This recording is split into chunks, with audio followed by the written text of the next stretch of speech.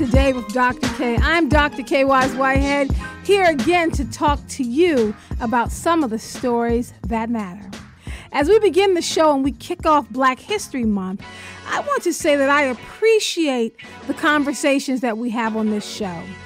And we pride ourselves on bringing you the facts and telling the truth. We review the show every day. And in listening to yesterday's show and our interview with the mayor, given the fact that we did not do additional research to verify information in the article that I referred to, we probably should have waited on sharing the story. Maybe we rushed too quickly to share it. As we move into Black History Month, it is even more important that we solidify our mission to educate our listening audience. I take very seriously what Dr. King once said. The day we see the truth and cease to speak is the day we begin to die. But we must search out the truth and be balanced in how we share our stories. So to the mayor's office and to you, our listeners, we will do better. As Mary McLeod Bethune once said, the progress of the world will call for the best that all of us have to give. And I continue to strive to be the best communicator and moderator of civil discussions here on Today with Dr. Kaye. So, as we move forward, in our second hour, let's talk about the fact that Baltimore City has had 26 homicides this year, and it's just the first day of February. We need another Baltimore ceasefire, and folks, I'm happy to report it starts tomorrow. I will be joined by one of the creators and organizers to talk about all of the activities that will happen this weekend, as every single citizen in Baltimore City should take the pledge, nobody kill anybody for 72 hours. I'm up to take the pledge. Are you? But as we talk about the Baltimore ceasefire, and we talk about how we're going to be fair and balanced in our storytelling, I think it's a good moment to talk about Black History Month, because that is something that we continue to review and we think about. Black History Month happens every year in February. Now, do you think it's time that we do away with Black History Month? Should we think about finding a way to take Black History Month and embed it within the American history curriculum? Why just have 1 month to celebrate? That is something we're wrestling with. I wrestle with it every single year. Now, throughout this whole month, here on Today with Dr. Kaye, we're going to give out one prize every day in support of Black History Month. We're going to play all kinds of games, and one in particular is called Black Card Revoked. Have you ever played that before? We're going to put out a multiple choice question, and you have to call in and you have to answer it. Now, these are the things that we play when we have our house parties, the kind of games we tease each other and say things like, you're not black if you didn't know a movie title or a line or a television reference or a black leader. This is that type of game where you need to be tuned in to Black culture. Now, you don't have to be black to play the game, but you have to be tuned in to Black culture. We're going to have questions on the topics of history, film, television, church, and yes, we will talk about Black hair. We're also going to talk to one of the co-founders of Cards for All People, which is the parent company of the hit card game Black Card Revoked. So here is today's question from the category History. I'm going to put it out here. In what city did Rosa Parks refuse to move to the back of the bus? In what city did Rosa Parks refuse to move to the back of the bus? Is it Tuskegee, Alabama? Is it Montgomery, Alabama? Is it Birmingham, Alabama? Or Jackson, Mississippi? If you call in with the correct answer, you will win our special Black History Month prize from Today with Dr. Kaye. Now, Black History Month has been around, and it was started by Carter G. Woodson. It was started in 1926, and it was the notion that he began and founded this as Negro History Week. Now, some people think that Black History Month was selected because it's the shortest month of the year. I'm sure you've heard people complain about the fact that we only celebrate Black history for 28 days out of the year. But Carter G. Woodson specifically chose February because Abraham Lincoln and Frederick Douglass's birthday fell during this month. His whole desire was for Americans, every single American in this country, to recognize and celebrate the achievements and accomplishments of Black people. It was in 1976 that the celebration was extended to a month, and it became internationally known as Black History Month. But since then, the world has slowly changed. And because the racial, social, and political landscape finally looks different, perhaps it's time for us to agree, maybe, that this will be the last year we celebrate Black History Month. So I want to hear from you. Is it time for us to do away with Black History Month? Give me a call at 410-319-8888 because here on Today with Dr. Kaye, the phone lines, as always, are always open. That is something we have to think about. Black History Month. I remember celebrating Black History Month as a child. I remember when we would turn the entire cafeteria around for Black History Month. That would be the month, and I'm going to tell the truth here, folks, when the cafeteria would serve collard greens and mac and cheese.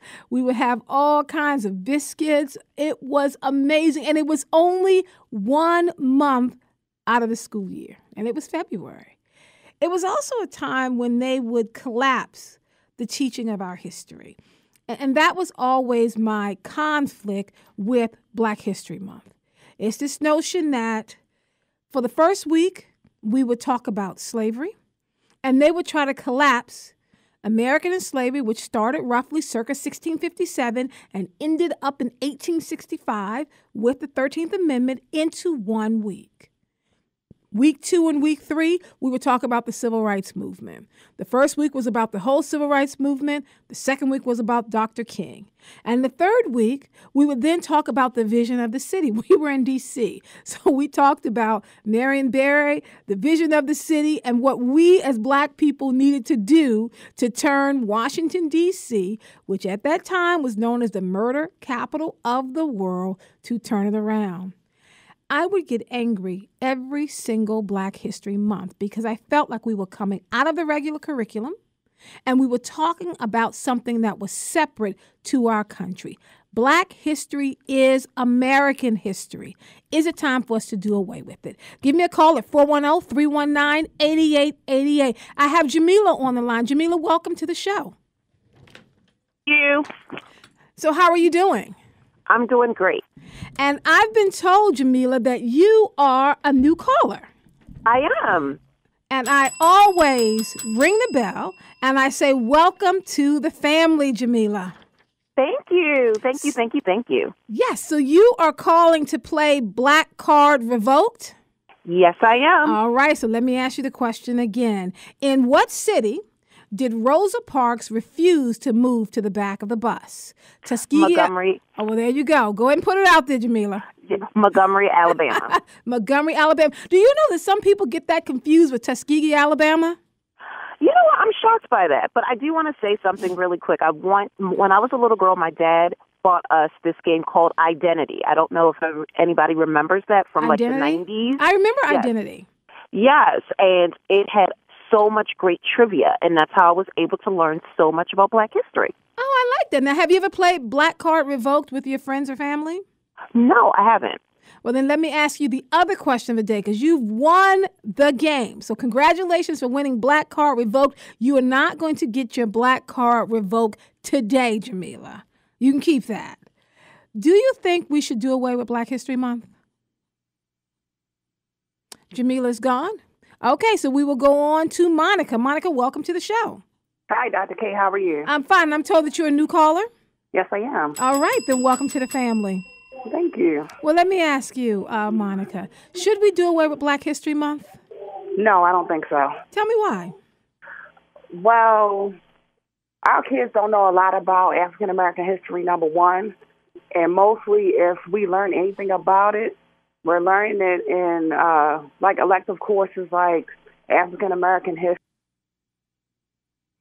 We seem to have lost Monica. Folks, I don't know what is happening with the phones today. Monica, are you still there? Yes, I am. Okay, we lost you just a little bit in the middle of your sentence. Let me let you go ahead and finish, Monica. You were saying the kids don't know a lot about their history today. Yeah, we don't know a lot about our African-American history because it's not taught in history classes. So what do you think we should do? How do we get African-American history embedded into the American history curriculum? Or should we just continue to keep them separate? Because that's what's happening now. Well, it's partially should be separate for the simple fact of we don't spend enough time on it in American history. We are always been more than just slaves. I mean, if you're looking at all the new movies and stuff that's coming out talking about hidden figures, yes, something I wasn't aware of, and I am an electrical engineer and a graduate from Morgan State University. Amen. That would have, helped us go through a lot of things. I mean, once you get to college and you have the course on African diaspora, you're going, wow, why didn't I learn this when I was in high school or when I was in elementary school? Thank you so much, Mon. I'm agreeing with you. I'm agreeing with you. And it's work that we're doing. We're trying to find a way to get Black history, all of it, not just picking and choosing little pieces of it, to get all of it where it belongs, because Black history is American history. Yes. All right. Thank you so much, Monica, for calling. I think we have Jamila back. Jamila, welcome back. Yes, my call dropped. Thank you. No problem. I was just asking you whether or not you think it's time for us to do away with Black History Month. Oh, absolutely not. I have two kids, and they are of school age, and when you just look at like their social studies and history curriculum, I'm very disappointed in the fact that we're not incorporated our history into the curriculum. And the only time that we're acknowledged is usually during Black History Month, and it's very generic. It's the standard Rosa Parks, Martin Luther King. They don't speak of, the inventors or the people that have made contributions to politics or people that have made contributions to the arts or different industries. So definitely not. So now how much teaching do you do at home with your own kids around Black history? I could do more. Mm-hmm. I think that I do. I try to incorporate it, as often as I can. Just because it's important. I have the belief that if you know who you have a greater level of confidence in yourself and who you are as a person. And that as you get older, it's so important to know about your history because you're going to be facing so many different dilemmas in our society that is going to, look at you in a different light just because they don't know your history. They don't know who you are. But if you have that, about yourself, then you're able to get through many of those challenges. Thank you so much, Jamila. And I want you to hold on. They want to get your information so we can get the prize to you for winning Black Card Revoked today. So stand by, Jamila. Thank you again. So, folks, we're wrestling with the question, should we do away with Black History Month? And I'm getting a lot of people who have a real issue with what I'm saying. Folks, I'm not saying that we're going to do away with Black History Month. I'm just wondering, should we? Because if we shouldn't, and we want to keep Black History Month, then can you please tell me, when is White History Month? When do we celebrate that?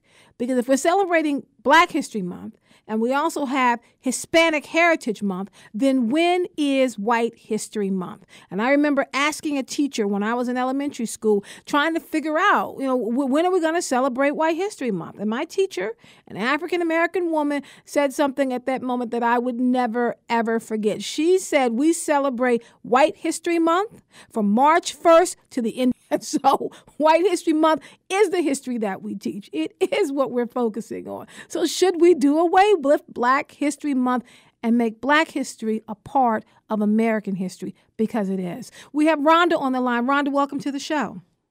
Hi, good afternoon. How you doing, Rhonda? My call. Absolutely. I'm good.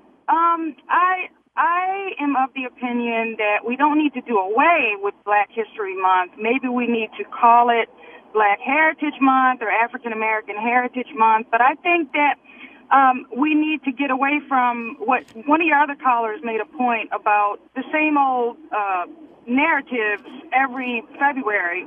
Dr. Martin Luther King was incredible in what he did for our people, but there are other stories that have never been told. And I know one of the things I appreciate Tom Joyner has that little-known Black History fact on his show. He does do that. And why can't we replace the standard, which I call the perfunctory February narratives that are taught across America, with little-known Black history facts about, as someone else said, inventors and scholars and people that never get any notoriety that have done a lot, as African Americans? And why don't we incorporate African American history into American history? Because it is. And so I think that the curricula need to be expanded in all of our public schools and private schools. And I think that we should not do away with Black History Month, but we need to revamp it and do a better job of getting information out there, because the information is there. It's just not being disseminated. Right. So how much teaching do you do? I don't know if you have children or nieces and nephews. How much teaching do you do of Black history throughout the year?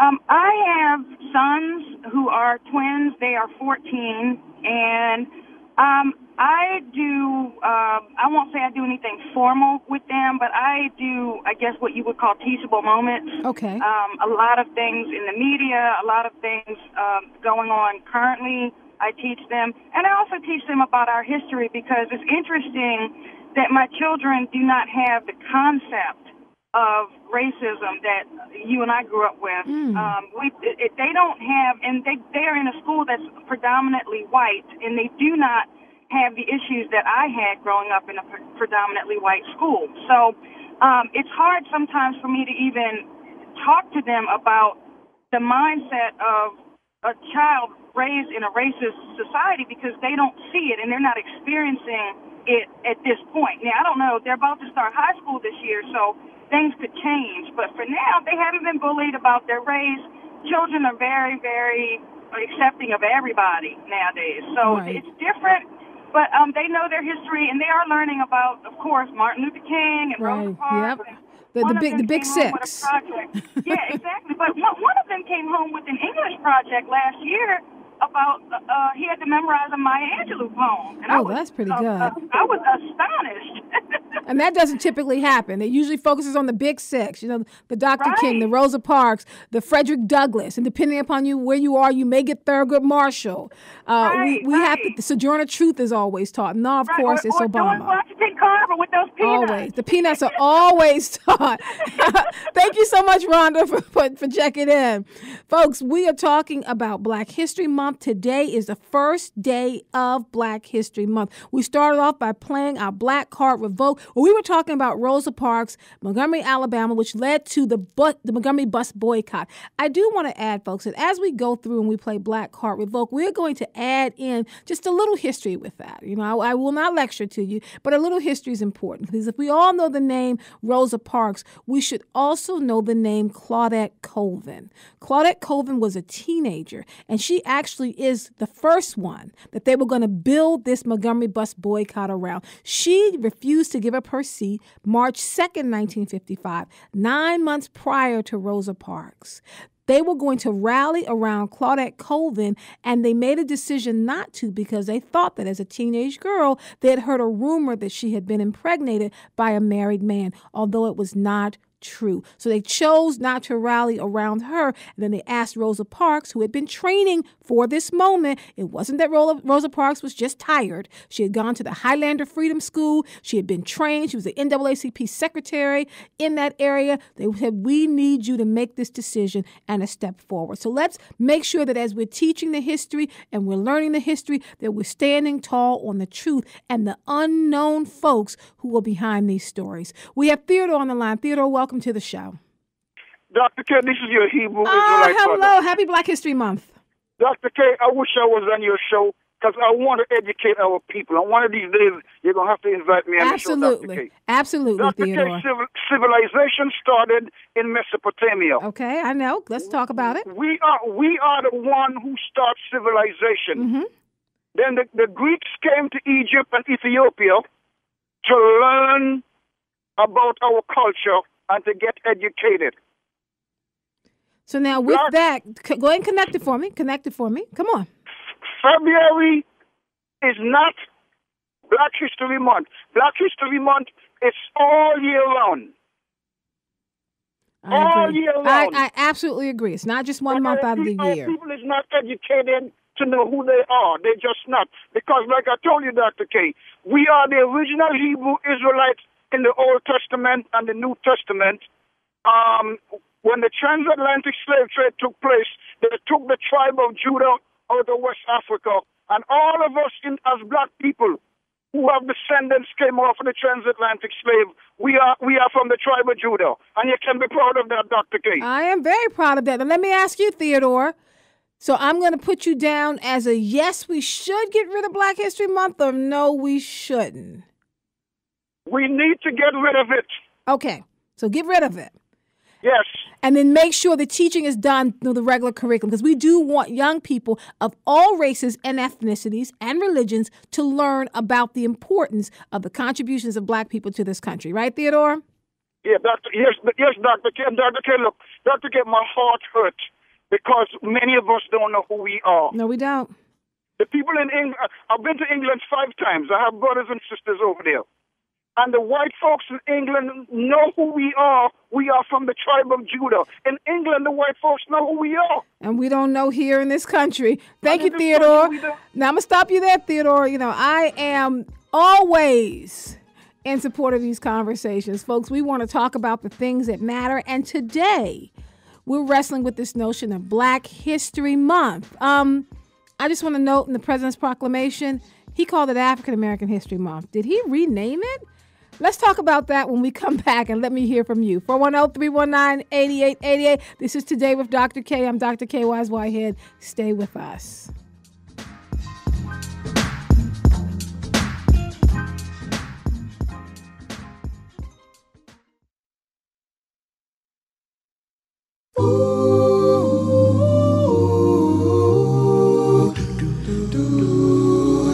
Lift every voice and sing, earth, heaven, ring, ring with the harmony. Welcome back to Today with Dr. Kaye. I'm Dr. Kaye Wise Whitehead. We're coming in with Lift Every Voice and Sing. We have selected that song as our key song for Black History Month, so you will become very familiar with it. We're talking about Black History Month. It is the first day of Black History Month. The theme for this month is African Americans in Times of War. There's a lot of decision-making that goes into what the theme is going to be for Black History Month. We plan it out, and we, as in the Association for the Study of African American Life and History, we go by the name of SALA. That is Carter G. Woodson's organization, and that is the organization that's in charge of setting the Black History Month theme. The White House does not set the theme. Trump didn't set it. Obama didn't set it. Reagan didn't set it. ASALA sets the theme. And we looked at African Americans in times of war as a way of celebrating the contributions that African Americans in the military have made to this country. That's what the theme is this month. If you are a veteran of any of the armed services, then I want to invite you to call the show. 410-319-8888. We want to celebrate you. We want to recognize you, and we want to hear your story. The Black History Month theme is African Americans in Times of War. We want to invite everyone to call us, but in particular, any veterans of the armed services or anyone who's currently serving in the armed services. Let's celebrate you today. We have Lee on the line. Lee, welcome to the show. Yes, how are you doing, Dr. Kaye? I'm fine. I'm told you're a new caller to the show, Lee. Yes, I am. Welcome to the family. I think it's very inexcusable to go ahead and set aside that we should not have our history to be known. Because if we drop out of our history, we will just be a group of people who were slaves and still stay slaves, and our recognition would never be notarized or amplified by anybody else in our own culture, so that other folks would know that we were here. It's a very difficult thing to know that our teenagers at this present time know little of it. Not all of them, but those few who do know, I applaud them. But for the rest of them who don't know, we're mixed up into what's in front of us now with, who's the best ball player, who gets paid the most, who dresses the best, who sings the loudest. Right. But I saw the movie Hidden Figures. Very moving movie. Right. It's empowering. Give us more empowering things so that we can say we are empowered at all times, no matter who we are or no matter our condition. Right. You cannot run over us. We are here to stay.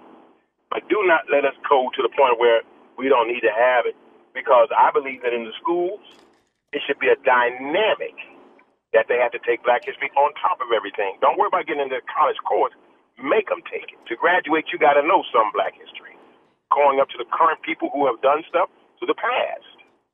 I worked in parks and planning and places like that, and I'm telling you, children who don't know anything about Black history, when Black History Month comes up, right, they can see the symbols of red, black, and green, or a flag of red, black, and green, have no existence to know what it's about. You know what, Lee? I'm gonna stand with you, because it seems like if we don't mandate it, then people aren't teaching it at all. Not, and that's a pitiful shame. And you know, the National Museum that's downtown in Washington D.C. I mean, for most folks, I don't think most of the young folks. I don't want generalization. I don't think a lot of young folks really have been down there to see it that much. Right. More of the older generation knows, because we remember history. Yeah. And that's just like saying, well, if you want to throw it away, then why have the museum at all? That's just like saying, well, they were here. Right. What happened to them? They passed away just like the prehistoric dinosaurs or Reptilius ragaronus or whatever, and, you know, those mythical animals from the prehistoric days. So we should not look for that in ourselves. We got to look more positive that this is needed. Okay. Because in the future, when they get up into their steps and have to do something, they better show that they can do it and not have the pressure of knowing, like, well, I was only Black because, you know, hey, they said I was. And, but I don't know what that means, right? I don't know what that means. Well, thank you so much, Lee. I got you. I have you down for Keep Black History Month. That's what we're talking about. Do we keep Black History Month or do we let it go? Give us a call, 410-319-8888. And if you are a veteran of the military, if you are currently serving, give us a call. The Black History Month theme is African Americans in Times of War, and we want to celebrate you. We have Kenneth on the line. Kenneth, welcome to the show. Hello, can you hear me? I can hear you. How you doing, Kenneth? I'm doing fine. How's everybody today? Everyone's doing well. WEAA team. Thank you so much. Don't do that. Don't. I'm not saying you particularly. But don't get rid of it. No, don't get rid of it. As hard as I am trying to get these kids to go to the library and get these documentaries on Black history, it is the most important thing. It's just like reading, writing, and arithmetic. You have to have your Black history. It's bad enough they don't know, the majority of our children, young people, don't know their history, and some of them don't want to know, and I think that's a catastrophe. You don't want to know where you came from? Come on now. So let's keep Black keep it there. history. We've got to go to the library. And you talk about the library all the time. Thank you so much, Kenneth. We need to keep Black History Month is what Kenneth is saying. Folks are checking in on Facebook Live. Renetta has checked in, and Renetta says that we need to keep Black History Month because as a marginalized people, it is important that we tell our own story. It's embedded in some of the curricula, but it gets watered down. Tell our story, and we control the narrative. What do you think? Black History Month, keep it or should it go? 410-319-8888. Additionally, if you're a veteran of the armed services, give us a call so we can celebrate you today. We have Larry on the phone. Larry, welcome to the show. Welcome, family. Thank you for having me. Absolutely. I am a veteran. Oh, I want to celebrate you. I'm going to do something I don't ever do, okay, Larry? Okay. I only ring my bell for new calls, but this month I'm also going to ring my bell for veterans and folks who are serving in the military because the African American history theme is African Americans in Times of War. Thank you for your service. Thank you for giving me the bell. Yes. And I think that Black History Month should be changed to Black Parents Learning Month. Then there you go. In the other 11 months, teaching their children. I like that. If you're relying on someone else to teach us, then they're not going to get the full value. Like I say, it's watered down. I like that. Black Parents Teaching Month. Right. Okay, I think you might be on to something there, Larry. BPTM. There you go. A lot of them going to be educated. I have a lot of Jewish friends. I have a lot of Italian friends, and their family talks their history. I like that. Don't wait for a school a month to get it. They are taught that from the time they grow up. I tried to teach my kids, and in turn, I learned a lot. There you go. Black Parents Teaching Month, BPTM. I think we're on to something, Larry. Thank you so much, sir, for calling. Black History Month, keep it or let it go. 410-319-8888. We also want veterans of the military. The theme this year is African Americans in times of war. We want to celebrate you. We have Nisa on the phone, or Nisia on the phone. Welcome to the show.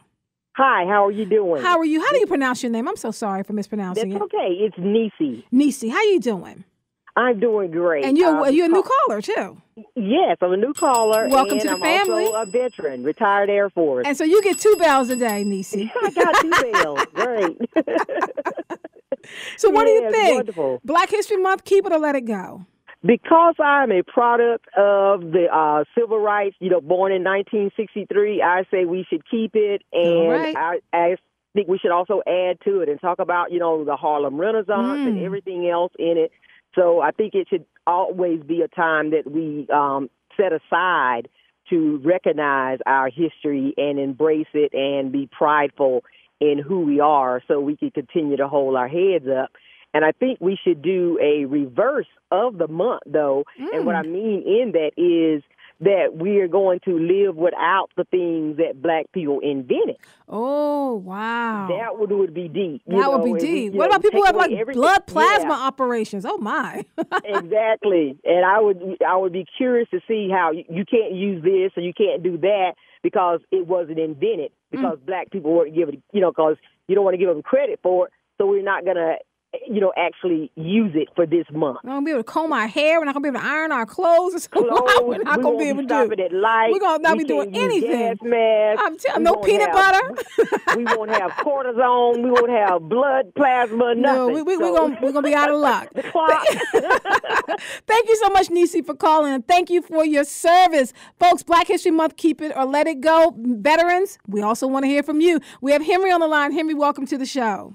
How you doing? Hello, and you're also a new caller, right, Henry? Yes, I am.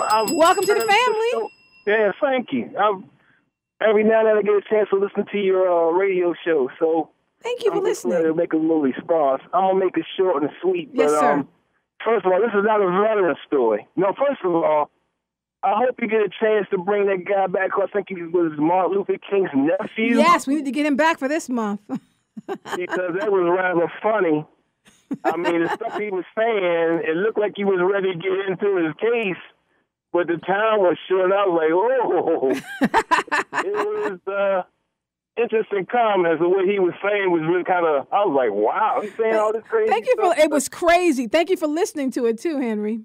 Yeah, and that one, and this one is, we ought to keep Black History Month. And the reason I say that is because my daughter, for example, she graduated from, college this past couple of months ago. Mm-hmm. Well, we had moved to Pennsylvania, so, outside of York, and it was amazing to me the lack of knowledge she had.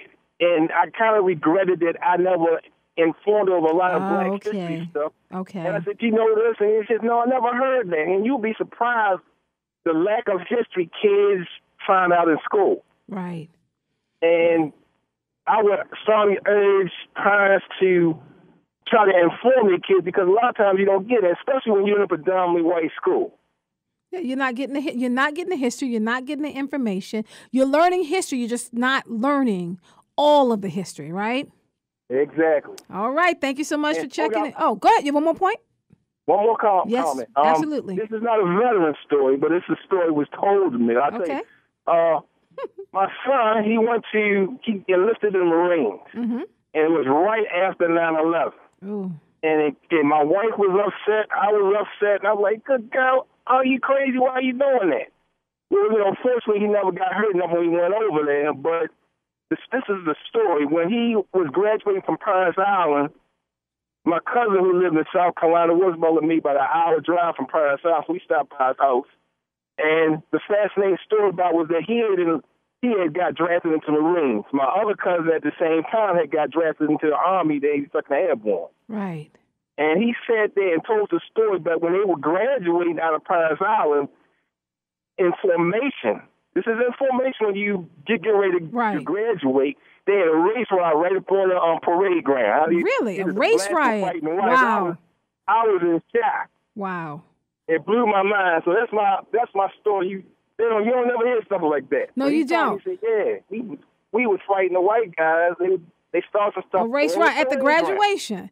Wow, at the graduation, right? Graduation prize out. Thank you so much, Henry, for sharing. And also I want to tell, to your son, thanks so much to him for his service. Folks, Black History Month, keep it or let it go. We also want to hear from veterans. We want to celebrate you because the Black History Month theme for 2018 is African Americans in times of war. We have Frank on the line. Frank, welcome to the show.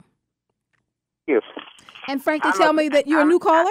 I'm a veteran and I'm a new caller. Well, you get 2 bells. I don't particularly feel I don't deserve that belt as for the veterans because my concept of a veteran being in the service, seeing how we have been mistreated. Yes. I just don't stand up for the flag because we were mostly used as fodder for the rich folks. So I don't look at it from that perspective because a lot of times they say you're fighting for your country, but are we really?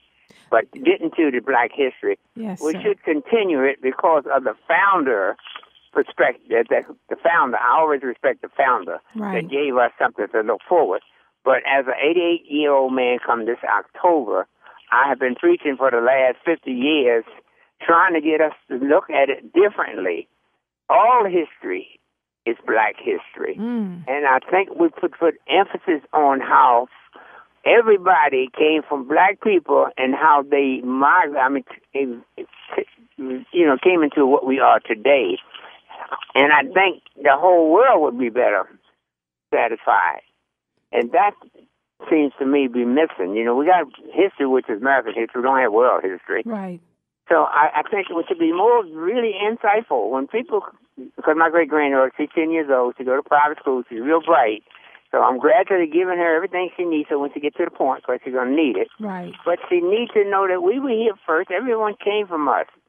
And if we all, sisters and brothers on this earth, that to me is the emphasis that needs to be borne out from the beginning up until the day how we became different people. Oh, thank you so much. I have a question. I have a question for you, Mr. Frank. First, I do want to say thank you for your service. But you said something in the beginning about how about standing for the national anthem, because one of the things we've heard a pushback from the White House that if you don't stand for the national anthem, then you are in a sense disrespecting the veterans and the soldiers. I'm assuming you don't see it that way, right, Frank? Not at all, because when I used to go to the Oriole games, I would not do it because I'm thinking about what we went through as Black soldiers, and it's a big farce. We couldn't come back, we couldn't drink, we couldn't go out and visit. So many things we couldn't do. We were there because we didn't have no other choice but to volunteer in order to make money or be drafted. So we had to follow the pattern, and everything we got, we fought for. So it's nothing to stand up for. When in reality, most of these wars are rich man's wars. So I don't see the patriotic part about that. Thank you so much, Mr. Frank. I appreciate your call. Folks, Black History Month, keep it or let it go, 410-319-8888. If you are a veteran or you're currently serving in the military, give us a call so we can celebrate you. Since the theme for this year, the Black History Month, is African Americans in times of war. We have Bernard on the phone. Bernard, welcome to the show. Welcome, Dr. Kaye. First of all, I'm a veteran. All right. Thank you for your service, Bernard. Pardon? I said thank you for your service. Oh, you're welcome. The other thing I'm really calling for, to answer the topic, yes, we should keep Black History Month. Like the previous caller called before, said a lot of today youngsters don't know. I mean, because some of it, they really haven't experienced segregation. Uh-huh. They don't know the leaders or the ones who died that make things possible for them today. Right. I'm 80 years old, so I know what discrimination is. So the other thing, I was proud of you yesterday, the way you stood up to it mirror. Right. I really was proud of a Black woman. I mean, you weren't disrespectful, but when people have titles a lot of times, they expect that you counter them or be timid or be bullied, but you weren't neither of those. None of those things. Thank you so much, Bernard. And thank you again for your service. Black History Month. Keep it or let it go. If you're a veteran, call us. We want to celebrate you. 410-319-8888. We have Rashid on the phone. Rashid, welcome to the show. Thank you very much. How are you doing? I'm doing well. And you're a new caller. Yes, I am. Welcome to the family, Rashid. I'm a new caller with ancient history. Uh-oh. Because if you go, see, when you talk about the wars, you're not talking about the Civil War, which our people fought in order to be free. So I go all the way back to the Civil War. Okay. I want to give those brothers honor first of all. Now can we go even back farther? Because we can go back to the Revolutionary War. Let's think about Crispus Attucks. Exactly. We can go beyond. We can go all the way back. Talking about that. You're talking about the all I'm saying to you, my sisters and my people in the community, we have to understand who we are in these days because the whole world has changed, but we still dealing with black. Yeah. We're not a black people. That's why I don't celebrate black history. Okay. I'm not black. So you said you have to understand your nationality, sister. That would put you on point with everybody else in the world today. And you're not doing that by calling yourself, or we calling ourselves black, celebrating black history. I have to go all the way back to Africa. All right. I completely understand. What we need to deal with. Well, I'm with you, Rashid. We need to deal with our history, not black or white. It's our history. All right. Thank you so much, Rashid. And I'm going to put Rashid down as a no. We should let it go on Black History Month. Keep it or let it go, folks. 410-319-8888. Kim, welcome to the show.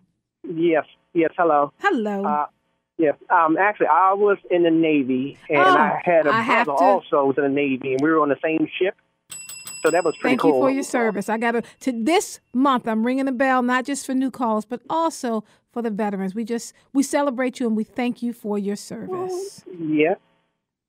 So what do you think? Black History Month, keep it or let it go, sir? I think we should keep it. I think if we actually, like I said, I think we should take it back deeper. I mean, I think we should take it back to Kemet. I think we should talk about, the architects and engineers and scientists and doctors and, I mean, man, we just had everything, and it's just been taken. But, I mean, it is still there. But I just believe that we should take it back deeper. Take it back our mind, our body, and our true spirit. Thank you so much, Kim. Folks, give us a call, 410-319-8888. Chime in on this conversation. This thing is moving here. We have Jeffrey on the line. Jeffrey, welcome to the show. My name is Jeffrey. Yes, sir. And you're a new caller? Yeah. All right. Welcome to the family. I can't hear you. I'm saying welcome to the family, Jeffrey. Yeah. My name is Jesse. Yes, sir. How are you, Jeffrey? Jesse. Okay, I can't quite make it out, but let me just say this. You're also a veteran? Yeah. Yes, thank you for your... Yes, it's nothing to be proud of. Tell me why, and thank you for your service. Well, why is it nothing to be proud of? I mean, I still have to say thank you for your service. I want to recognize that. I say the military is all about, the money. Yeah. They fight wars profiteering. So now, which wars did you fight in? I ain't fighting none. So which branch of military were you in? I was in the Army. For how long, sir? For 2 years. For 2 years? Well, I thank you. Even though you didn't fight in any wars, I want to say thank you for your service. And thank you for calling the show. Okay, but we should keep Black history. We should keep Black History Month? My son down Virginia, and we carried him down to the slave quarters. He started to cry. Oh, wow. Just being struck by that history. I always taught my kids about Black history because I grew up through the segregation laws and shit. And I always taught my kids, even my granddaughter. Right. I used to tell her how it is, how it was, and, Right. But you should keep it. But they should teach it in school. You have to learn Black history. You got to go to college to take on Black history. Right. And you should learn it all the way through. That's fair. I agree with you. I say you should learn it all the way through, sir. Yes, okay. Thank you so much. You too. Thank you for calling. 410-319-8888. Black History Month. Keep it or let it go. If you're a vet, give us a call as well. We have Dennis on the line. Dennis, welcome to the show. Hello. Glad Hello. to be here. And let me say first, you're a new caller? Yes, I am. Welcome to the family. And you're a veteran as well, Dennis? Yes, I'm a Vietnam veteran. And let me say thank you for your service, sir. Mm-hmm. Yeah. But I used the military out of high school and got a bachelor's and master's degree in GI Bill. So I'm a retired teacher. I think you should keep Black history. Matter of fact, I minored in Black history in college. And most of the schools that I have been at over the years is that the teachers that taught history would always include Black history in it, at least the Black teachers would. But for the students that don't maybe attend a Catholic school or somewhere else, they may not have a minority of Black teacher. They may not get anything at all. So I think you should keep Black history. Okay. In February and throughout the year. Thank you so much, sir, and thank you again for your service. Give us a call, folks, 410-319-8888. Hello, Edwin. Welcome to the show. How you doing? I'm doing well. They tell me you're a new caller. I am. Let me say welcome to the family. Thank you. I think they should keep Black History Month because it's very important to the people, the young youth right now, and I think that they need all the education and knowledge about themselves and how they were raised and how that the Black community, how the Black people fought for them and what they've done to get, respected and things, and they've lost respect. So I think that if they keep Black History Month and teach Black History Month and teach about Black history, then, it would probably be a lot more bearing on the respect and the loyalty and the understanding of each other for each other and how they can understand and appreciate each other if they just keep it and teach it. Okay, keep it and teach it. Thank you so much, Edwin. We have Jessica on the line. Jessica, what do you think? And welcome to the show. Hi, I think that we should definitely keep it. We should keep it. Why, Jessica? Oh, I'm sorry, that's my phone. I think we should keep it because, number one, it's important for us to not only know where we came from, but where we want to go as a community. However, I think that we have a little dilemma.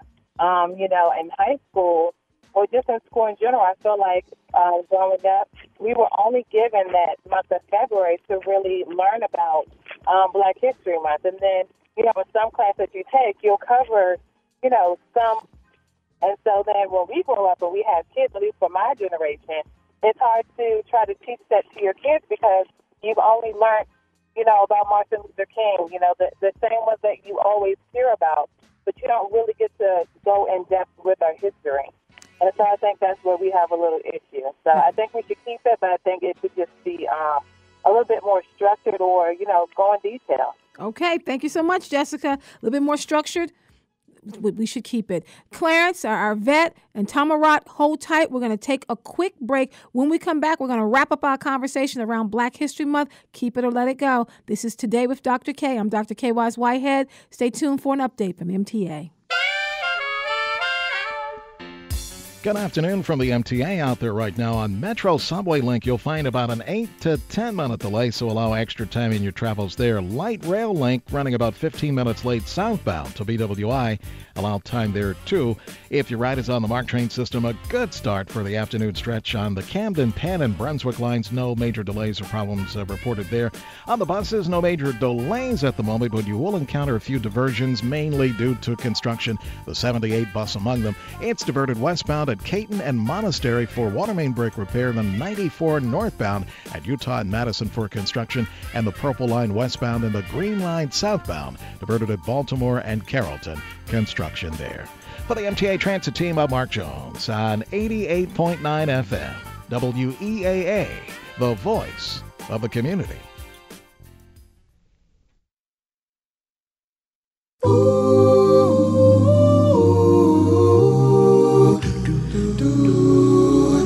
Lift every voice and sing till earth and heaven ring, ring with the heart. Welcome back to Today with Dr. Kaye. I'm Dr. Kaye Wise Whitehead. Folks, obviously, it is Black History Month, and we are celebrating Black History Month all month long here on Today with Dr. Kaye. Now, of course, we do ascribe to the 365-366 rule of thought, which means that Black history is taught every single day of the year, including that extra day in leap year. But we want to understand why we have Black History Month. It was started by Carter G. Woodson as Negro History Week in 1926. It was expanded in 1976 to Black History Month. And throughout the years, presidents have gone between calling it Black History Month, they've called it African American History Month, and they've called it Afro-American History Month. So the president signed the proclamation every year just stating what the Black History Month theme is for this year. This year, the Black History Month theme is African Americans in times of war. So we're discussing for the next couple of minutes whether or not we should do away with Black History Month. I want to hear from you. 410-319-8888. If you are a veteran, we want you to call us as well because we want to celebrate our veterans this month as well. We have Clarence on the line. Clarence, welcome to the show. And I am a veteran. Yes, so let me just ring my bell and say thank you for your service. And we should not get rid of Black history. Well, why not? Why not, Clarence? Well, one, I'll start with me. About 15 years ago, we as a family sat down and when we were growing up as children on a farm in North Carolina and South Carolina, our grandparents would tell us stories. Well, we traced our family history back to 1856. Wow. Started with a gentleman by the name of Wade Pickett in South Carolina. And every 4 or 5 years, probably next year, I think either 2019, 2020, we're going to have another family reunion. And I urge everyone just listening to your show, and if you haven't did it, to look into who you are, look into where your family came from, look at who you're related to. When we started, my cousin and I, we set our family down. We had about 40 people in North Carolina, and we decided we were going to do it. But when we decided we were going to do it, people were grumbling. Well, you find out that you have people that aren't the same color as you in your family. We find that a lot when you dig up the family history. We have family members that live in Iowa, and I was born in 1949, and back in those days you called it passing. We had family that moved from South Carolina, Georgia. They were ran out off of their farms. They moved to Iowa. And 4 years ago, we found out that we had family members living in Iowa, and they are whiter than white. Our cousin, they were called, and my cousin Daniel was called, and the remarks were made to him, "How light are you?" So he said, "What do you mean?" And the cousin said, "Well, I'm real light, and Daniel's medium brown skin, but it's something that should be kept. Should be kept and taught. It's designated for the shortest month in the year, but as a parent, it is your duty to tell your children your history. And I'm fortunate enough to have had grandparents that lived into their 90s and nearly 100. So we were told stories. The stories that we were told, my children were told by my aunts and uncles, and I, in turn, have passed those stories on to my nieces and nephews. Thank you so much, Clarence. So we keep Black History Month, and we teach about who we are. We have Tamarat on the phone. Welcome to the show. Hey, Doc. How are you doing? I'm doing well, sir. What do you think? Well, so I could see the pros and cons on both ends. But personally speaking, I think definitely you have to keep it. And I think the major reason is that history is always, as you all have pointed out, written from the side of the victor. Yes. And so it's Eurocentricized, and so that's really the major thing. But I think in terms of where I think the previous gentleman or two callers before, he had made the point that, you can't limit it to just African American history or Black history. We're talking about as a human race. Literally, there are no delineations between any of us amongst the races, we're one species. And so to sit there and say that just because you're located in America, it's African American history, or it's Black history, and if you're located in Ethiopia or in Somalia, it's something completely different. Right. So I think going back to the 100,000-year mark, where humans moved from that Central African region out and migrated all the way out. So start that far back.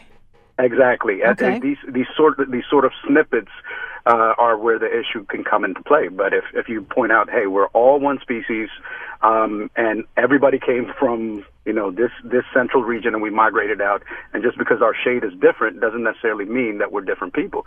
There's no commonality that people have just because of their ethnicity. Right. The color of your skin is literally melanin, so it's nothing more than that. It's where you're born, where you grew up, your culture, and so on and so forth. And so I think that's where we're sort of in this weird space, trying to figure out, okay, well, I am Black, but I'm not African, or I'm not from Nigeria. I'm literally from Baltimore, and then somebody else looks like you, and they're from the other side of the world. Right. So what's the commonality there? So I think that's where we're in this weird space. But the more that we learn and the more that we go through this process, we begin to realize, hey, people are people. It's just literally where you're born. You speak the same language because you live in a particular area. But it's where you're born. Yeah, and that's it. That's honestly speaking, that's the only common factor. Culture is based on proximity. There's no just because you're born. I was originally born in Ethiopia, but I grew up in Maryland, and I have no commonality with the people that I go back home and visit. I'm actually, I would consider myself a Marylander. Let me stop you there, Tamara, because I know we have a lot of people on call, but I want my producer to get your contact information because we want to talk about, we're going to explore this month during Black History Month. Tamara, if you're listening, please give us a call back and give us your contact information. Folks, we're going to roll through these calls, and then we are going to talk about relationships. We have Lou on the phone. Lou, welcome to the show. Yeah, good afternoon. Hello, sir. Doctor. I guess I want to piggyback on the last callers because I get the sense that we are saying that American history is the only Black history. We have people from Africa, we have people from the Caribbean, right? And we're talking about Marcus Garvey, Toussaint Louverture, and all these people, and we're just limiting it to only Malcolm X and Martin Luther King and Frederick Douglass, and I think we're falling into a trap right there. So we should expand it out to include all the history. Yes. Okay. Yes. All right. Thank you so much, Lou. Folks, we're talking about Black History Month. We have Amelie. Hello, Amelie. How are you? Welcome to the show. Amelie. Am I pronouncing your name wrong? Amelie, welcome to the show. Yes. Let me just say, you're a new caller, right? This is the first time we've actually talked on the air, but I met you a couple of years ago when you were talking about your book about Black boys at the church on Charles Street. I remember because I saw the name. I'm like, is that the same person? How are you? How are you doing? I'm well. Today is the first day of my retirement, so congratulations. I'm really happy. Congratulations. I'm now turning all of my energies to social activism. All right. All right, and this is a good weekend for it because the Baltimore ceasefire starts tomorrow. Absolutely.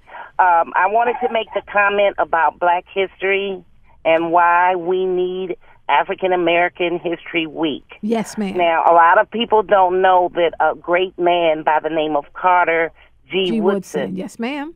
Started it used to be Negro History Week. Yes, ma'am. And the reason it was started is because we have always been pushed to the side. Our history, our culture, everything has been pushed down and eradicated. So we were written out of American history, and we are still being written out of American history. So we need to keep it. We need to keep Black History Month to make sure our history is taught. That our history is taught, ma'am. that the children know where they come from, and the previous caller who was from Ethiopia, raised in Maryland, yes, we have to close that circle because he has his culture to go back to. But what about all of us who were stolen from Africa and have nowhere to go back to? We have to reconnect that circle. And yes, we are all human beings, but until we have a society that's just and equal, we have to acknowledge that black people have been discriminated against, and we've suffered so much oppression that we cannot forget that. The Jewish people never forgot the Holocaust. Thank you so much, Amelie. So we need to make sure that we stay in touch with our history. Folks, we've been talking about Black History Month because today is the first day we celebrate it. We now turn our attention to talking about relationships, because one of the things that Black History Month talks about is building up family relationships, building up your marriages, building up your friendships, thinking about those relationships and how you can make them stronger. I'm joined in the studio by Kristen M. She's a marriage enthusiast, a certified relationship coach. She has master's in counseling psychology. She's founder of Living the Vows. Hello, welcome back to the show. Thank you so much, Dr. Kaye. And we also have two beautiful little girls joining you. Yes. I definitely won't say their names, but I will say hi. We have a 5-year-old. Say hello. Hi. And we have a 7-year-old. Can you say hello?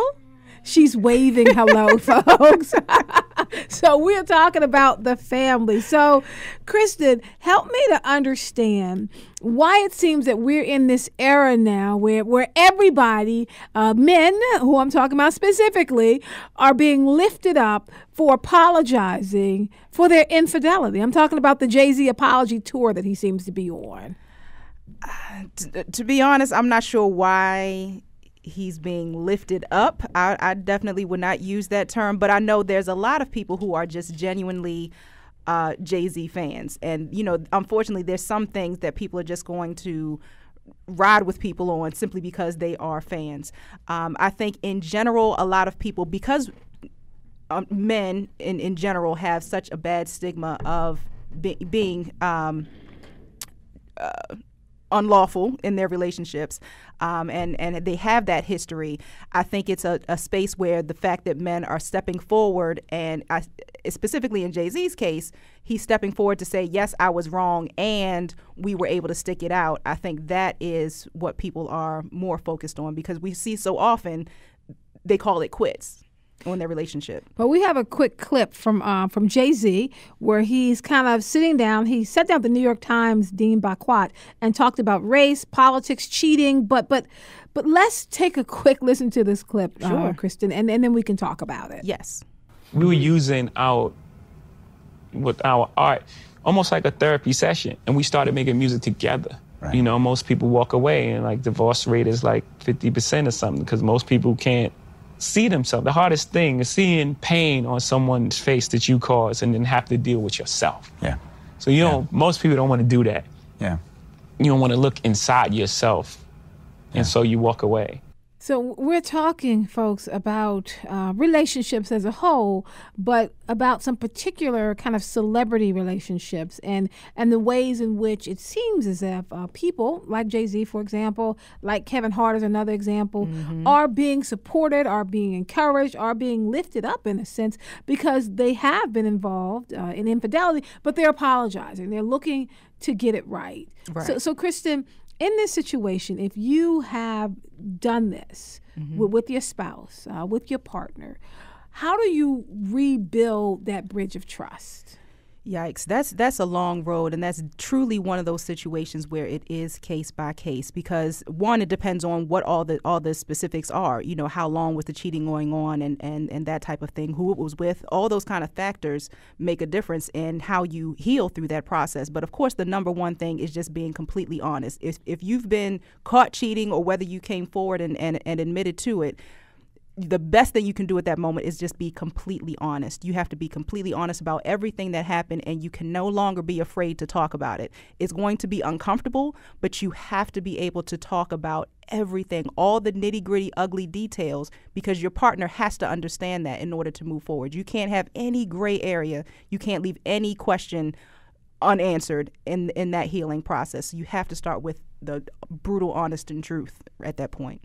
Folks, give us a call, 410-319-8888. Have you ever been in a relationship where you were the one, where you've been cheating, and you were trying to rebuild the bridge of trust? We'd like to know how you did that and whether or not that's even possible. And for those of you who have been cheated on, I mean, you know, we're not going to make this an open therapy session, but were you able to trust your partner again when they come to you and they tell you they've been cheating, or even worse, Kristen, you find out they've been cheating? That was me. How do you forgive them? Now, you just said that was you. Can you talk about that a little bit? This was not my husband, by the way, but but this was a former relationship. And yeah, I actually found out this was a situation. We were dating on the job, and he was dating somebody else on the job who worked a different shift. So yeah, once I found out about it, it was definitely hurtful, because it was one of those situations. I found out from another coworker who knew what was going on, and she finally just she pulled us both up in her office, and she said, "Look, this is what's going on." So if one, it was... Wait a minute, hold on. Another coworker knew what he was doing. So she pulled who into the office? You she and the pulled other me woman? and the other woman. Oh, come on. Should the coworker have gotten involved like that? Honestly, I respect her for doing that. Okay. We had that type of relationship. She wasn't just being messy. Okay. We had that kind of relationship where I respected her for doing that. But she was just like, bottom line is, look, y'all need to know what's going on. Oh my! And so that was difficult, because I was completely clueless. But in that particular situation, no, I did not. It was not worth it for me to try to mend anything. So I chose to let that go. But yeah, it is difficult. It is difficult. I do believe that there are ways to truly heal and get over that and have a magnificent relationship after the fact. But just understand, it's a very, very rocky road that you have to work through, and you have to be willing to take as much time as the other party needs. It's you cannot say, this has been a year, you're not over it yet. No, I'm not over it yet. And you have to be willing to love that person enough to give them that space and that time. Folks, now we reached out to a male to come on to give their perspective so we can balance it. We weren't able to get anyone, but we do have callers. Yes. So if you want to chime in, 410-319-8888. We're talking about relationships, but we're not talking, apparently, about the lovey-dovey. We're talking about what happens when it gets messy, when it gets sloppy. What happens when you were the one who has been cheating and you've been caught, or you've been cheated on. Now, I've never, Kristen, had that experience, but everything the wife always knows when the husband is cheating. Is that right?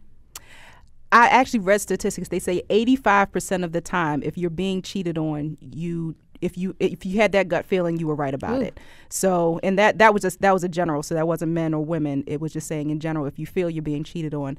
But definitely, I feel that woman's intuition is so real. And more often than not, you recognize a change in patterns. You recognize, if you know your partner well enough and you are connected, and have some time in on that relationship, you're definitely going to notice when things are a little bit off. And if the conversation is not open around what's changing and what's going on, that's definitely a red flag. And see, I don't understand it.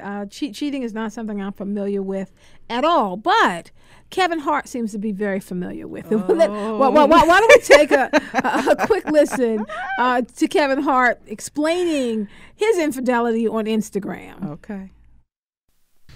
I'm at a place in my life where I feel like I have a target on my back, and because of that, I should make smart decisions.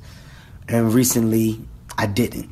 I'm not perfect. I'm not going to sit up here and say that I am or claim to be in any way, shape, or form. And I made a bad error in judgment and put myself in an environment where only bad things can happen, and they did. And in doing... So that's Kevin Hart giving his apology. You know what, Kristen? I'm not convinced. I'm not. I think that I'm not. I'm sitting here saying he got caught. That's all. That's what I'm saying.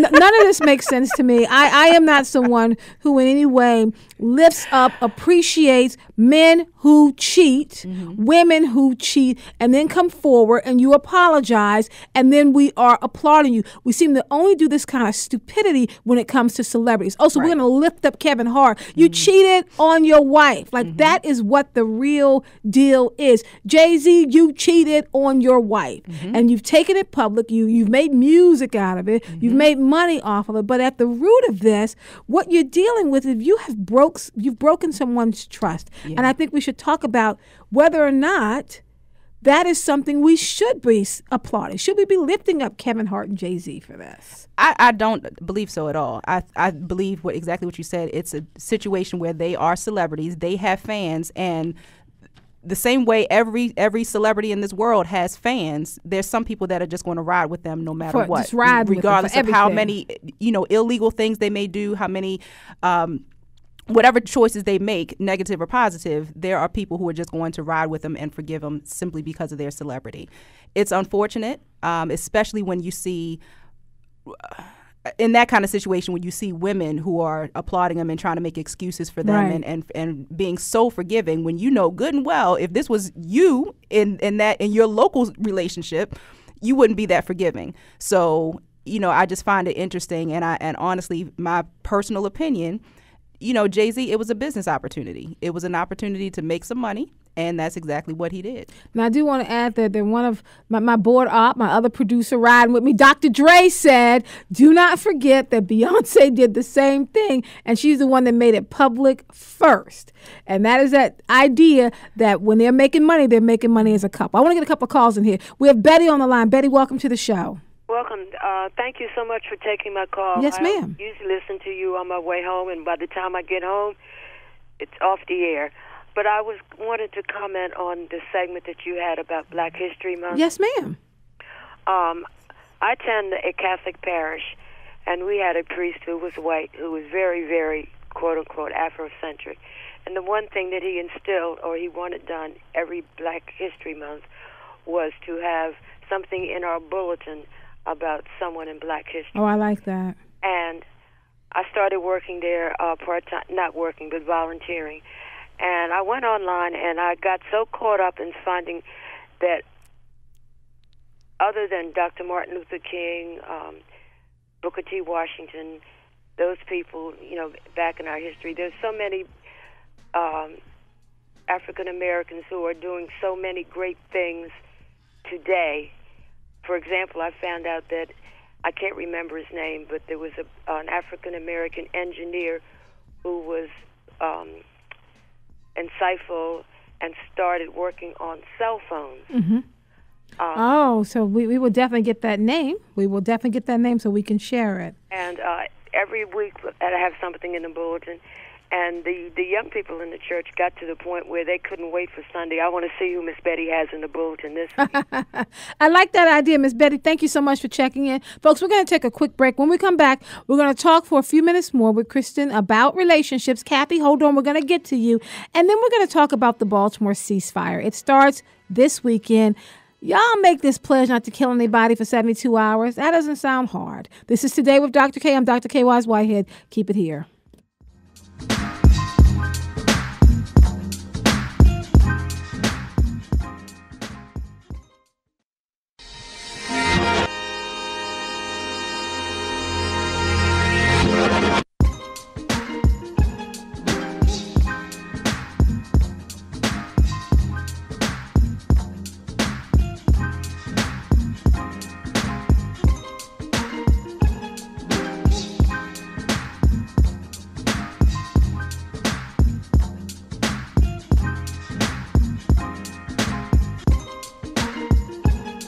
Welcome back to Today with Dr. Kaye. I'm Dr. Kaye Wise Whitehead.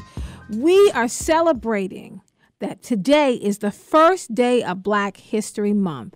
We have been wrestling with this topic all day long. We're excited about everything we have planned for this month. Everything from the daily game, Black Card Revoked. We're going to give out a question every day about Black history. We're going to give out facts about Black history. We're going to do live shows around the city. We're going to have conversations with teenagers, with the community. We have a lot planned for Black History Month, and we want you to join up with us, be a part of the family. This month, I'd like you to just pick up this challenge, because I was thinking about how can I challenge the listeners of Today with Dr. Kaye. So my challenge this month is I want everyone to make the commitment to tell 5 people about the show.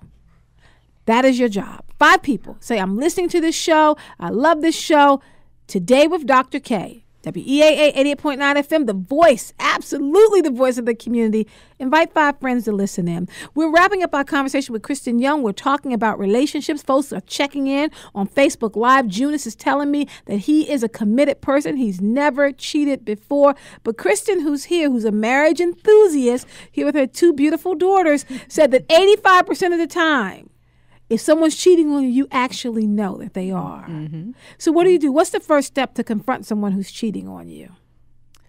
The first thing is, at that point, you just have to be completely honest. And if you have any facts, you need to come with the facts. You can't. And one of the biggest challenges that we face as women is because we're so emotional, we want to come with all the emotions. And men are not here for that. But you need to come with a very rational conversation and just say, hey, we need to have this conversation. I need to know what's going on. These are the facts that I have, or I need you to be straight with me because something is not right in this relationship. If they're continuing to deny it, or if they're continuing to beat around the bush or what have you, again, that's a red flag right there. So it's up to you to make a decision on how you want to address that. Whether that means digging for more facts or whether that means making a decision right then and there, that's going to be your call. And that's one of those situations only you can determine what you want to make as your next step. Now I want to answer Betty. Betty called a little while ago. She was talking about the African-American inventor who bought the world's cell phones. His name was Jesse Eugene Russell. They actually call him the father of 2G. So there's your little known Black History Month fact. Jesse Eugene Russell, the father of 2G, an African-American inventor who bought the world's cell phones. Folks, give me a call. Give me your African-American tidbits of knowledge. We want to sip from the fountain of knowledge today. Yes. We have Kathy on the line. Kathy, welcome to the show. Oh, thank you, Dr. Kaye, for taking my call, and hello to your guests. Hello. Hello. Hi. So I love the subject of relationships. As you know, as many women, and this is just where we live, you know, relationships are important to us. And so, and that's not a bad thing. They just need to be healthy and balanced. But so my comment is concerning whether or not we uphold, you know, like Jay-Z or Kevin Hart, right? This whole celebrity factor. And maybe, you know, I'm just speaking for myself. I don't feel like I am holding either of them up. However, I do see the difference between an apology and actually doing the work. Right. And it seems to me that one of them has apologized and the other of them has actually done the work. And that's evident in the way that they speak, the language that they use, even down to the terminology. You can tell that that person has been on a therapist's couch. Right, right. So to speak. And so that sounds like Jay-Z. Yeah, definitely. Definitely. Yeah. And you know, and having been in that kind of a hurtful situation, I think it makes it more obvious to me that I don't want to say the sincerity level, because who can judge that really? But there are some evidences of, you know, things that you can gauge someone's sincerity level on. And I do feel like, you know, Jay-Z and Beyonce have made a very, very good and valuable showing to couples, to marriages, that there is value in doing the work and exposing yourself in a way that is, you know, the motivation is to be healthy and to be healed. There's a lot of value in that. Marriage is not just between a man and a woman, although primarily it is, but it has impact to the family, to the community, and to society. And if it's viewed like that, then we will see the value in honest confrontation and exposure, you know, and the transparency. Right. So I applaud not him the person. Right. I applaud his evolution, you know, and his progress, his emotional intelligence increasing, and we all get to see it. That's very generous of them. Thank you so much, Kathy. So, folks, maybe we need to celebrate that. Celebrate the fact that they are, right, Kristen, walking us through this process. It's appreciated because, again, a lot of times what we see is we see the celebrity headline, but then followed by that is the divorce or the separation. So, you know, we can be grateful to see a young Black couple that made the choice to stick it out and work it out. I'm still slightly skeptical. I honestly just feel there's some business decisions involved with that, even with his interview the other day on Van Jones' show about he just kind of pushed we did it for the family, for the children type of thing. And that came up a couple of times, and that kind of made me raise an eyebrow.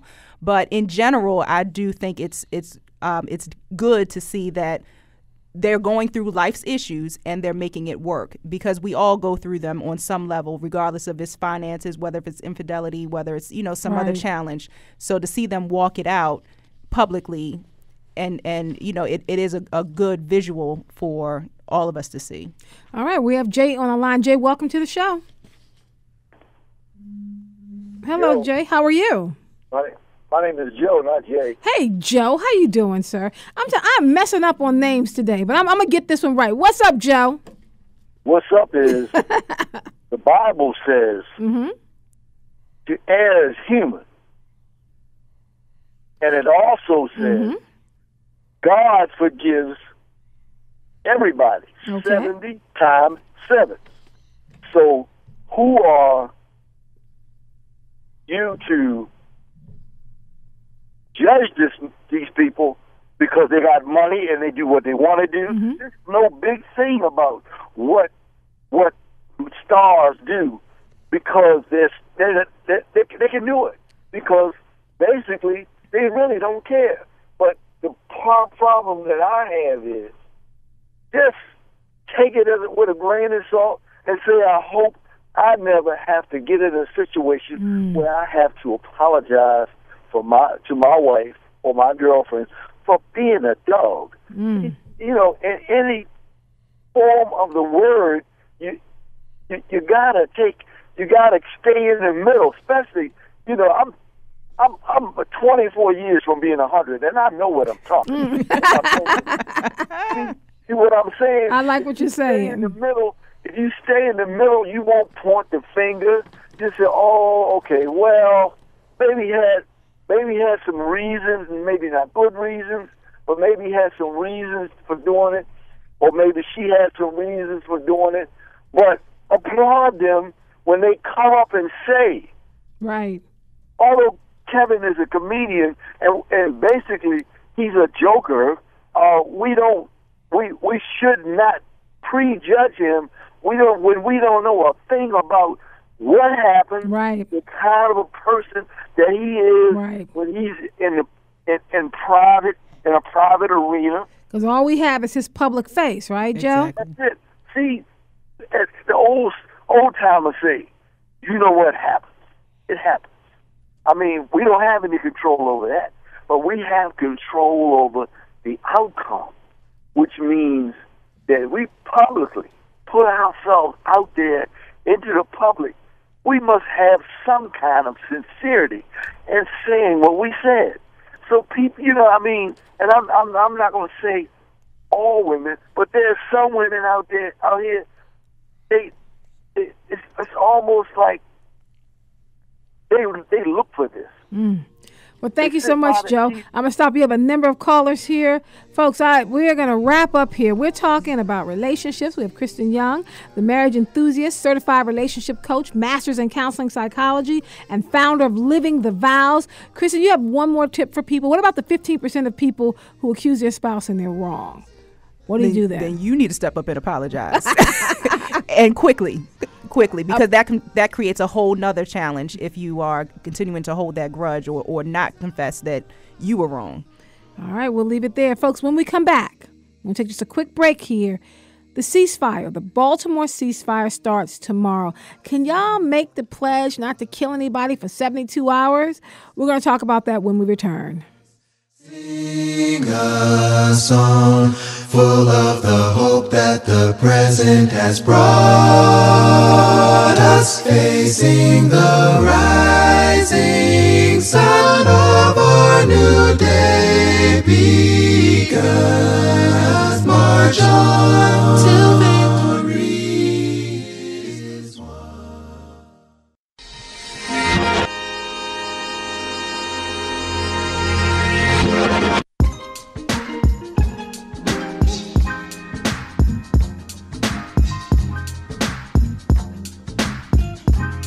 Welcome back to Today with Dr. Kaye. I'm Dr. Kaye Whitehead. We're talking now about the Baltimore ceasefire. Folks, can you make the commitment to not kill anyone for 72 hours. Like, for me, that sounds very easy. But here in Baltimore City, you understand, after coming through the third year with over 300 homicides, we needed to do something very radical in this city. I'm joined now by Leatrice Gant. She's one of the co-organizers of the Baltimore Ceasefire Movement.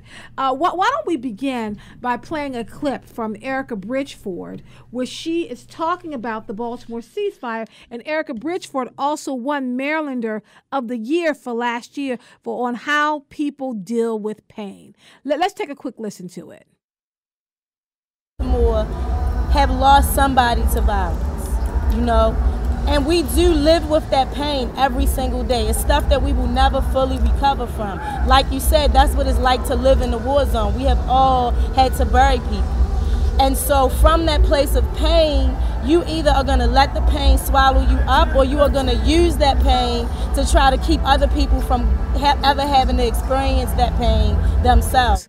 She's talking about how we live in a war zone. Like, think about Afghanistan, think about Iraq, think about Iran, and then think about Baltimore City. So, Leatrice. Yes, ma'am. Hi. First of all, thank you for coming on the show. Thank you very much for having us. So, I think people are familiar with the Baltimore ceasefire, but can you just kind of quickly set it up for us in case there's someone here who has no idea why I'm saying don't kill anybody for 72 hours? Absolutely. So, the Baltimore ceasefire is a self-determination movement that was started May 2017, where we're asking people to go 72 hours with no murder. It's a citywide call for everybody in Baltimore. So all 617,000 residents in Baltimore City, we're asking them to pledge peace for 72 hours. I think at the time that the ceasefire was created, the average was that somebody was murdered in our city once every 19 hours. So considering that somebody is murdered in the city once every 19 hours, the prospect of going 72 hours with no murder seems like a tall order for people to fill. Go ahead. Well, I know that we have had, because it started, I remember when it started last August, and then there was another one shortly, I think 2 months later. So 3 months, so November. 3 months later, so I want to make sure I'm getting the dates right. And so it's every 3 months. Is it difficult to set up this type of endeavor? Because for you to say, don't kill anybody for 72 hours, it seems like the Baltimore ceasefire is actually making sure there's something happening almost every hour on the hour so that people will have choices. So what we asked for Baltimore residents to do when we call the ceasefire is for people to get involved. So we have flyers, we have posters, we have language around communicating with people that a ceasefire is happening. So people come to pick up posters and flyers, and they take them and they distribute them in the community, and they have conversations with people about violence and about what resources that they need. And leading up to the ceasefire, so one of the very important things for us was that people planned what we call life-affirming events. Okay. And so we just asked for people in Baltimore City to do that. Some people have experience with creating events, and some people manifest their dreams about what life-affirming events mean to them. The August ceasefire, I think we had over 50 events that were scheduled. The November ceasefire, I think that we had about 30 events that were scheduled. And this particular ceasefire, I think that we have a little over 30 events that have been scheduled. And these are regular, ordinary, everyday people in Baltimore who want to see a change in their city. Folks, give us a call, 410-319-8888. Where do you stand on the Baltimore ceasefire? You know, do you think this is what we need to bring about a radical change in Baltimore? Folks, I think there's something a little bit unsettling, Leatrice, about the fact that we live in a city where, in order to reduce the number of people being murdered, we actually have to have people making a pledge to not do it. Like, there's something unsettling about that. Or am I not being realistic? Like, this is what we're dealing with here. It's American culture, though. So American culture is inherently violent. Poverty breeds violence. And Baltimore is a poverty-stricken city. So when you have strategic disinvestment in our city, in our youth, in our elderly, in our community, violence is one of the things that is bound to happen. So for us, it is an actualization of what the system has been doing to Baltimore for probably more than 50 years. So this is a culmination. When you see that 343 people have been murdered in a city, that to me is a direct reflection of how community, how society at large has neglected Baltimore as a whole and has not poured into Baltimore City. Now, in addition to a ceasefire, I want to ask folks, as you're thinking about calling us, what else do you think we can do? Because I'm wondering, Latrice, if we need multiple efforts, right? So if we have a ceasefire this weekend, then what do we do in March? And what do we do? Because we can't expect you and Erica Bridgeford and your team every single weekend to call for a ceasefire. So what are some other things you think that people can do? So what's interesting, one of the things that we learned during the ceasefire is that people are under the impression that the work isn't being done. And I'm not saying you specifically, but there's this notion that people just aren't doing anything. There are literally probably 1,500 organizations in Baltimore working to heal the ills that we experience in our community. The problem is not that we don't have resources. The problem is that people don't know that the resources exist. So if you don't know the resources exist, you can't access the resources, and you assume that nobody is there to help you. It's interesting because we had Adam Jackson from Leaders of a Beautiful Struggle on our show, and he said the same thing. He said, we actually, I'm just paraphrasing Adam here. So if Adam, if you're listening, go and give me a call, help me clean it up here. But to paraphrase Adam, it was, we don't need new organizations. We need people to join with the organizations already doing the work. Absolutely. So my plea to people when I have conversations in community is like, so it's not enough to be a good person anymore. With 343 people being murdered in our city, being a quote unquote good person is not good enough. You have to get involved in community. So if Baltimore Ceasefire is not the movement that speaks to you, find one of the 1,500 others that speaks to you and contribute and do something, because a small percentage of the people in our community are suffering to the point where they think that it's okay to murder people. But the majority of us live in ways where we don't do that. So imagine what would happen if the majority of the people poured into the people who are hurting so badly that they think that it's okay to take a life. Folks, what we're hearing here, this is Latrice Gant from one of the co-organizers of Baltimore Ceasefire. This notion that thinking about that you're a good person. You say, I'm a good person. I don't kill anyone. Like I know people are like, well, I don't kill anyone. I'm like, well, I'm not even sure what that statement means. To say I'm a good person because I don't kill anyone is very disturbing, because I think we're going down the wrong road. Because as you just said, we're not talking about the everyday, Hakeem and Shoshana who go through and live their lives, go to work like the rest of us. But this population in Baltimore City, this population that we're talking about that are hurting so bad, that this seems to be the answer. It may not be your block. Right. It may not be your community. It may not even be your son. Right. But I think what you just said, being a good person, that's not enough anymore. Not in this city. And to there are, so the conventional wisdom is that we are 6 degrees of separation from any one person on the planet. We call Baltimore Smaltimore for a reason. So it's probably 2 degrees of separation, if it's that many. So the idea that you will, if we don't do something about this, you will eventually be touched by violence, and you'll probably be touched by it more than once. And then all of a sudden, right? I always tell people that breast cancer never becomes your issue until you know somebody with breast cancer, right? So which is interesting, because I always use the breast cancer movement as an example. When it was just about breast cancer and women, then the movement wasn't growing. When it came about the tatas, and it came about, well, your mother, your girlfriend, your sister, your brother, then all of a sudden everyone said, oh, this could be me, or it could be my wife laying next to me. It changed. It has to be so the way that human beings, that our mentalities work sometimes, like we have to feel, what's in it for me? Yeah.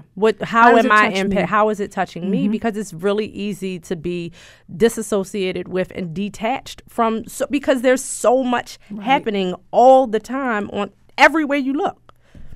So let's get some callers in here. We have John on the line. John, welcome to the show. Oh, yes. I want to applaud the young ladies and what they're doing. It's a great thing. But the one piece that we are missing, and we don't talk about that much, we have to change the economic conditions in the war zone. We need more money invested, and that's not going to come. I applaud the activists. I applaud all of the organizations. But there's going to have to be some type of transformation of those living conditions that breed violence.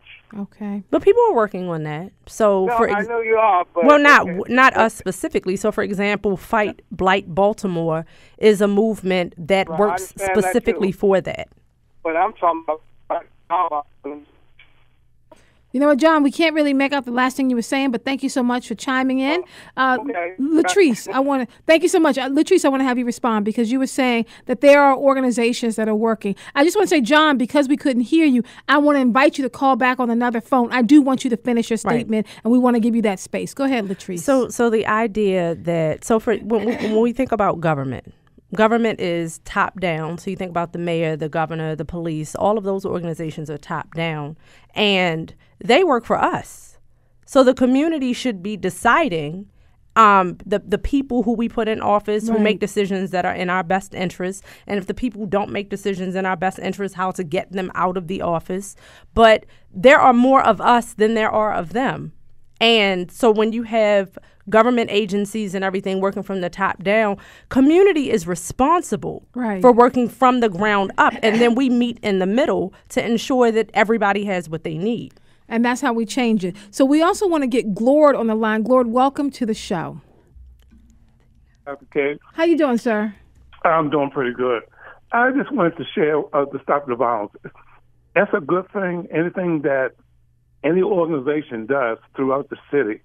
I had called the news stations and different ones and let them know, even though they always thrive on the negative, the violence, and pretty much, but they need to actually know what's going on throughout the city, since we don't have control of the news media and everything. But it's going to take a while. But through the cities, there's a lot of organizations that's doing some a lot of stuff through the community. But, for that young lady to just do what she had to do and encourage people to join a community organization, which I am, and there's about 25 community organizations in Baltimore City. So as long as we encourage people, property owners, to join, and that will make a big difference. Yeah, right. It absolutely does. Thank you so much, Glord. Big difference. Okay. So now that you had some hashtags I want to just ask you about. Hashtag don't be numb. Yes. Hashtag vibrate higher. Yes. So can you talk about those? So don't be numb is this idea that numbness is a natural response to trauma. Right. Our issue is that we've numbed ourselves to the point where we don't even recognize that that's what we're doing anymore. So numbness looks like hearing that a 2-year-old was murdered, that got shot in a crossfire, and saying to yourself, "Dag, that's messed up." And then right after you say that, go on with your day like nothing happened. That's what numbness looks like.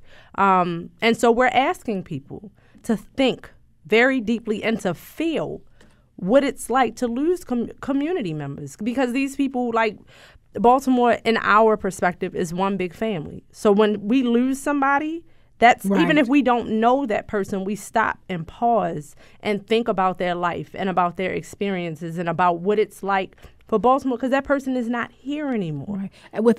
And I just want to add this because we saw a lot of this with Black Lives Matter, without criminalizing the victim. Oh, absolutely not. I mean, because I'm not saying, I know you don't do that, but I know that there's this rush that we find, and this is our pushback with Black Lives Matter. The minute someone gets killed, the first thing is, well, you bring out what happened in kindergarten. Right. Who in the world cares? That's dehumanizing, and it's othering people. Yes. Because you can, I challenge anybody within the sound of my voice to find a person who has not, who victimized somebody who wasn't first a victim of something themselves. Yes.